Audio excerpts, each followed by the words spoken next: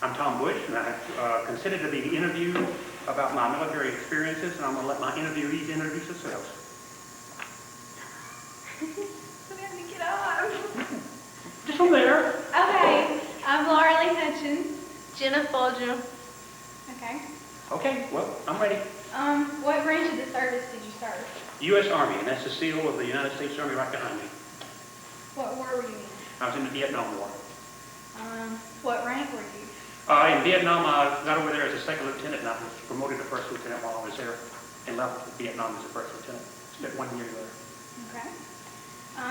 Were you drafted or did you enlist? I enlisted. I was at Florida State University, and I was in ROTC for 2 years. It was mandatory, and I could have stayed in for 2 more years and been commissioned right out of there, but I was having too much fun. It was taking up too much of my time. But later on I found out I wish I'd have done that.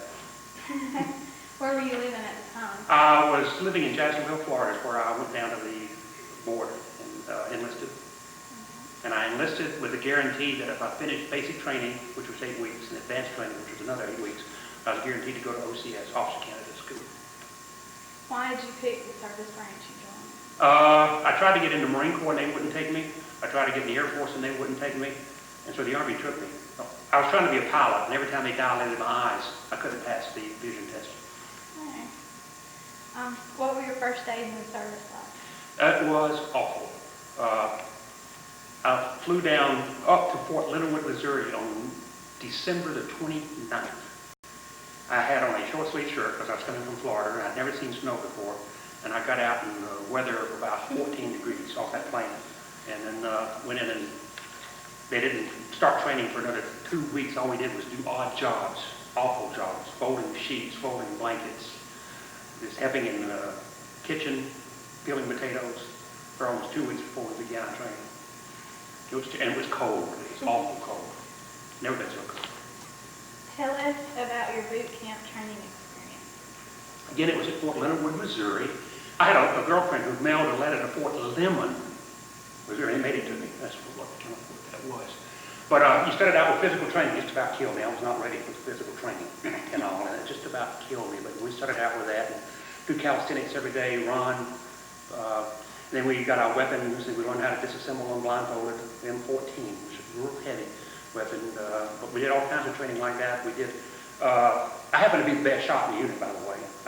Shot expert, and except when it came time for the record shooting at the end, where you get your badge.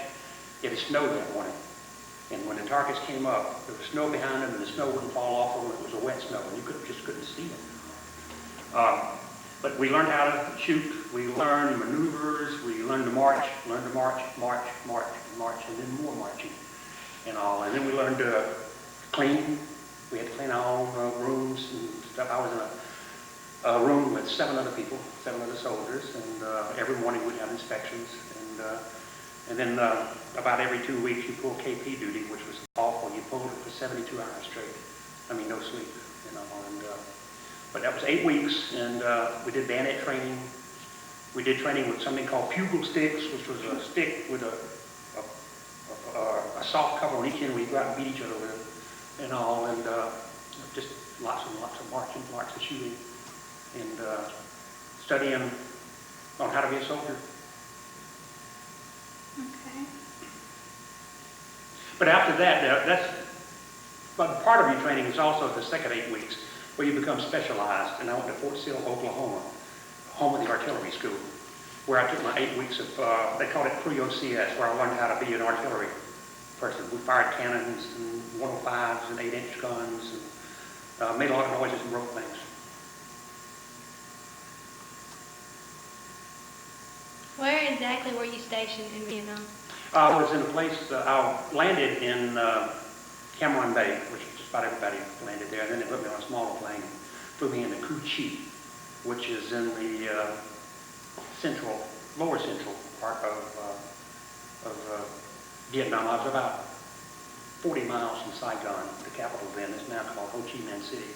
And arrived there and got out, and it was extremely hot, extremely hot. And it was in September. It was September 1969 when I landed in Vietnam. And And they spent 1 week of acclimating you, showing you how to find booby traps, stay away from booby traps, and the tactics of the Viet Cong and the North Vietnamese Army. And so then after that, since I was an artillery officer, I'd gone to OCS, by the way, Officer Candidate School, when I got out of my advanced training at Fort Sill, and went to 23 weeks of Officer Candidate School at Fort Sill, Oklahoma. And after 23 weeks, I was commissioned as second lieutenant. And then I went to Fort Bliss, Texas, and went to Hawk Missile School. Hawk missiles are used to shoot down planes. And I spent 12 weeks going to Hawk Missile School, and when I graduated, I never saw a Hawk missile again. They put me in what's called a Duster battalion. A Duster was a tank that had 2 guns, mounted 40 millimeter guns that could fire really, really, really quick. And I spent 11 months there, and I volunteered for Vietnam, and actually they approved my request to go to Vietnam. Did you see any combat? Yes, lots of combat. Again, I was a forward observer, and a forward observer, I was assigned to an artillery unit, but as a forward observer, I was attached to an infantry mechanized company. And so I would ride around with them, and I had 2 other artillery enlisted. And we were on armored personnel carrier with all kinds of antennas, which that's what they like to get. They like to get the people with the antennas, radios. And so I would call in artillery when the unit needed it. I had a radio, and we had artillery units all around, and I would give them the coordinates. I always knew where we were on a map. I kept the map with my finger exactly where it was. And so I could give them the coordinates. I need the artillery on coordinates 2654, 8963. And then they would fire a white phosphorus round, a marking round. It would go off in big puff of white smoke so I could see where it was, and then I would adjust it. Left 50, add 200, and all that until they finally got it on target. And then I'd have a fire for effect where they'd fire all of the guns, 8 or 9 rounds each. It was a big rush. Ooh, big rush. And so that's what I did for 7 months. I was with the 1st of the 5th Mechanized Unit of the 25th Infantry Division, A Company, and that's where I got hurt. We were riding in the I don't know if it's Iron Triangle. I mentioned Iron Triangle. Any person my age now will tell you that was in Vietnam. It was a hard place. And we ran over a mine on our armored personnel carrier. I just hit with shrapnel. Lots of shrapnel. Were there many casualties in your unit? The mine that I hit, I had just set a charge of C4, which is high explosives, onto an unexploded Navy bomb. About 10% of all the bombs dropped by planes didn't explode in Vietnam. And I'd set it on the bomb, and we got on armored personnel carriers. There was 3 of us, 3 armored personnel carriers. These are big track vehicles.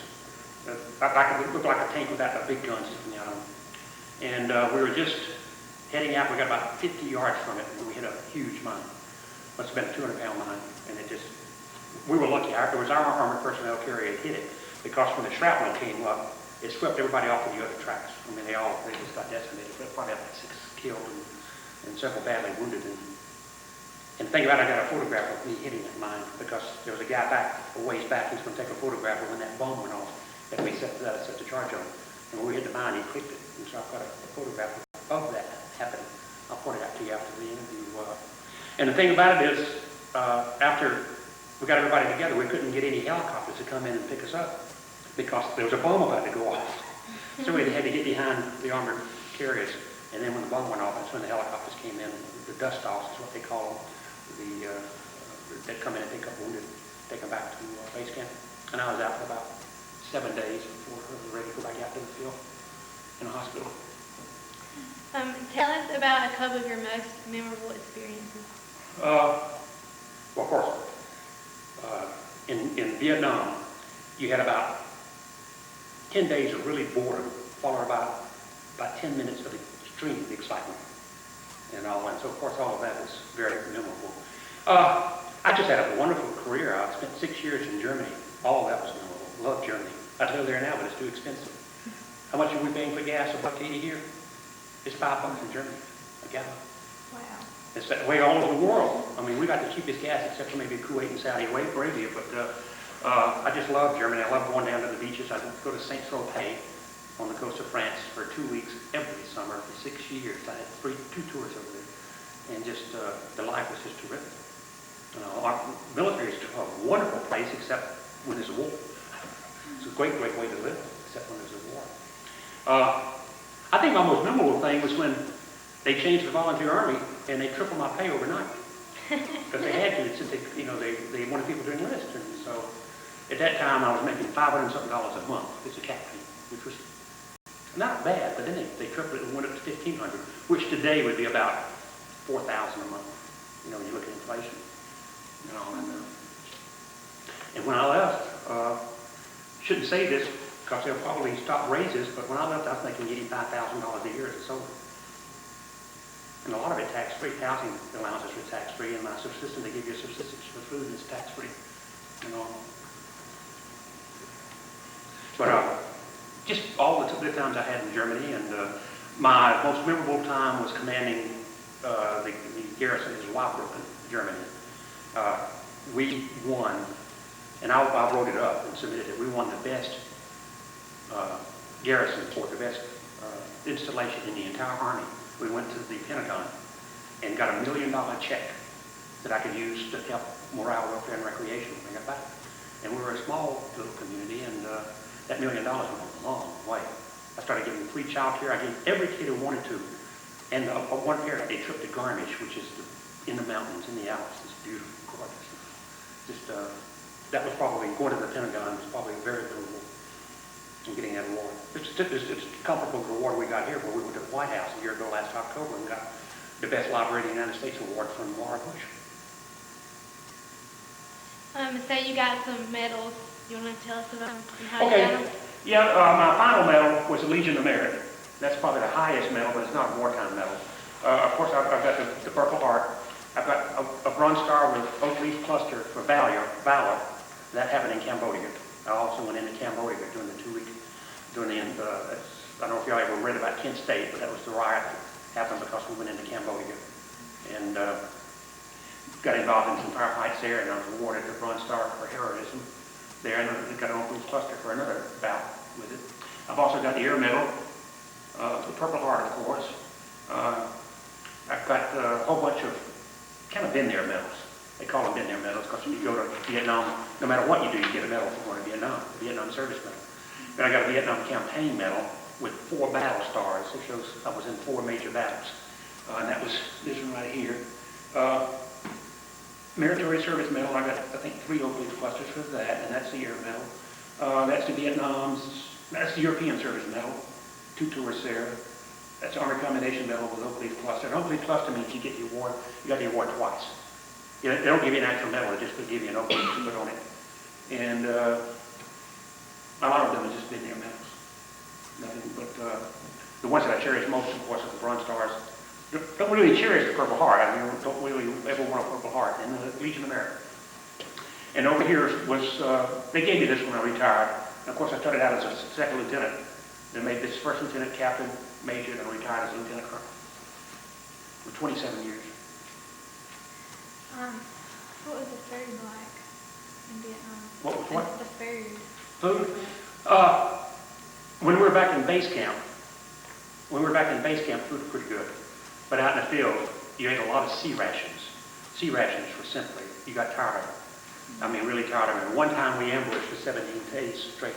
I didn't wash, change clothes for 17 days, and we had to eat sea rations every meal. And there was something called ham and eggs, and if you could eat that, you didn't have to prove your courage in any other way. It was awful. You tried things to fix it. You fix that little thing of cheese, you try to mix in it and all. And we used high explosives to cook our food. C4 is a plastique explosive, and it takes heat and force. And so if you just use heat, it burns great. It cooks things real great. But we had one guy that came out in the field and saw us doing that, and he heated his with it. And when he finished, he stumped it out. When he stumped it out, it blew half the sweat off. Oh. Actually, us people have been out there for a long time, and this was the clerk. This Bob Hope, the famous entertainer, he was interviewing. That has a 90-minute tape, by the way. He was interviewing. He was playing at Cu Chi, and we were sent out to guard the perimeter. We couldn't see Bob Hope and all the ladies. He brought singers and actresses and stuff. And so this was the clerk that came out. He was sent out to help us, augment, so we could send a soldier back, a combat person back, and that was the one who did it. So, we got to go home. How did y'all entertain yourselves? We had USO shows that would come in, and Sarah did an album a while ago, and you'll see some of the USO shows when I was out of the field. And then they had something that was wonderful. It was called Stand Down. And when you're out in the field for about 6 weeks, they'd bring the whole unit back, and they had a place called Holiday Inn East. And it was a fenced-in compound, and they gave you everything. The food was fabulous. I mean, everything was free. Movies, everything, and you just could relax. Books, everything. And once a month, we got a big case of books. And I read, and read, and read, and read, and read. That's been my heart. My whole life was reading. We got a whole case of those. And they also send out cases of free cigarettes, which I never smoked. And I would trade mine for something else. And they had something called the Hershey's Tropical Bar that even the Vietnamese kids would throw back at you if you throw it to them. It was so awful. It was something that wouldn't melt in the hot weather. It was terrible. And then one other bad thing about it was every Monday you had to take a malaria pill. And the malaria pill, I don't believe malaria was as bad as that pill. Because for the next 2 or 3 days after it, your stomach was messed up. But I never got malaria. Do you recall any particularly humorous or unusual event? Oh, boy, for 27 years. Tell you what, go to the next question. It'll be in my mind. I'll come up with something.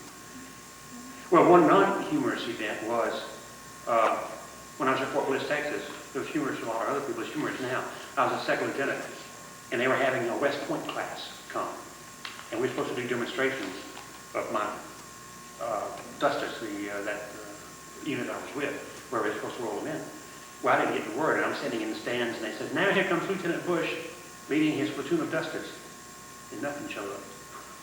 Didn't happen. I mean, it wasn't there. And everybody looked around, and then after it was over with, I heard this Lieutenant Bush was the general. And he called me over, and he blessed me out. I mean, to tell you what, I was trembling. I was so, and all. And it got humorous later. It wasn't humorous then, but that was probably one of the biggest mistakes I made while I was in the Army. Never made a mistake like that again.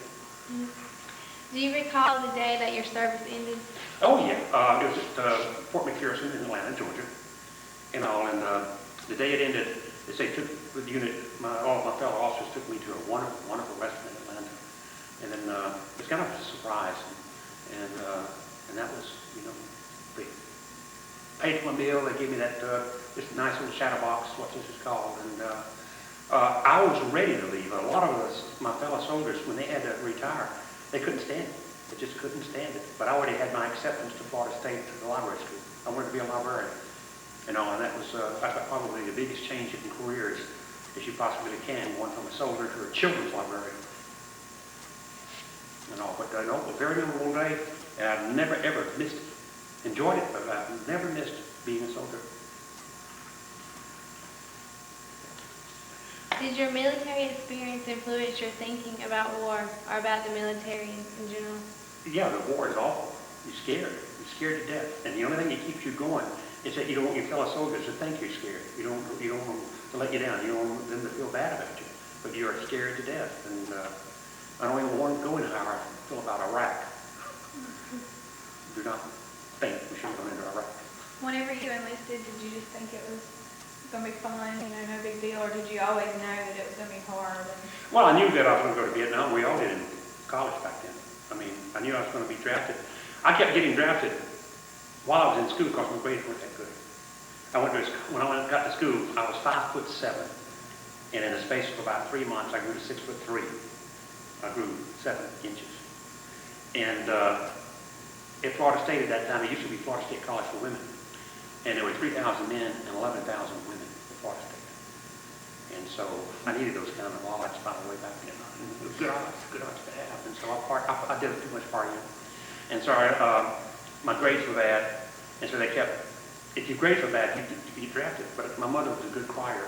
She'd go down to the Selective Service Board in Jacksonville and cry her eyes out. And they said, okay, we'll give it another extension in college, okay, and all this stuff. So I graduated with a 2.4, something like that, right above a C.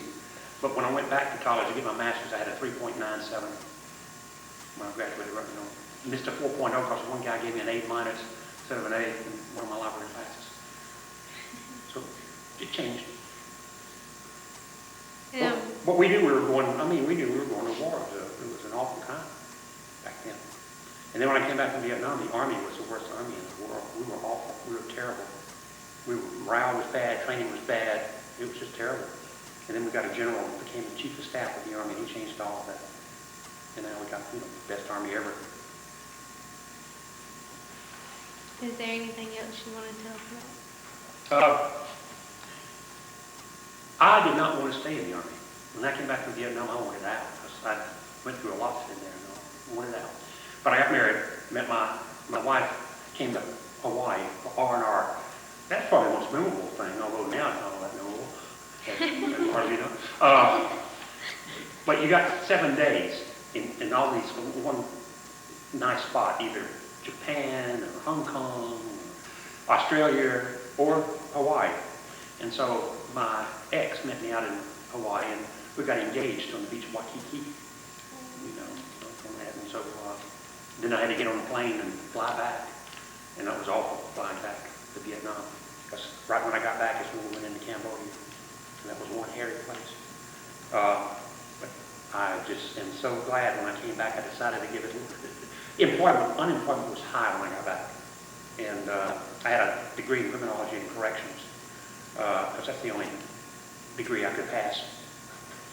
And I had to get a degree, and so unemployment was real high, real high, like 9%, 10%, and so I decided to stay in, and I'm glad I did.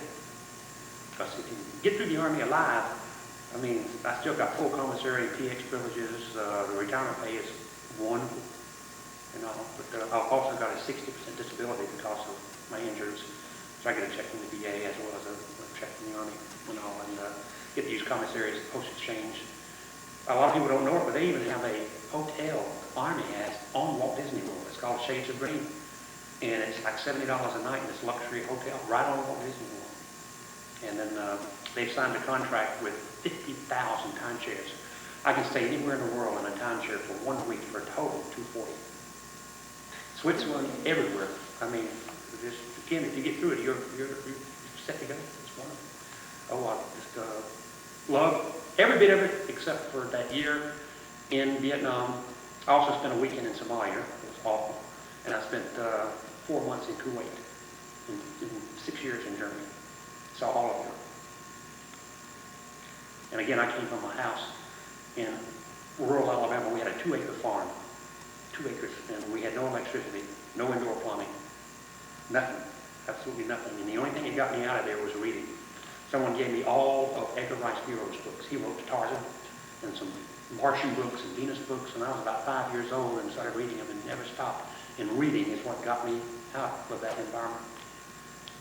Yeah. But that's great career. Wonderful. Okay, is that it?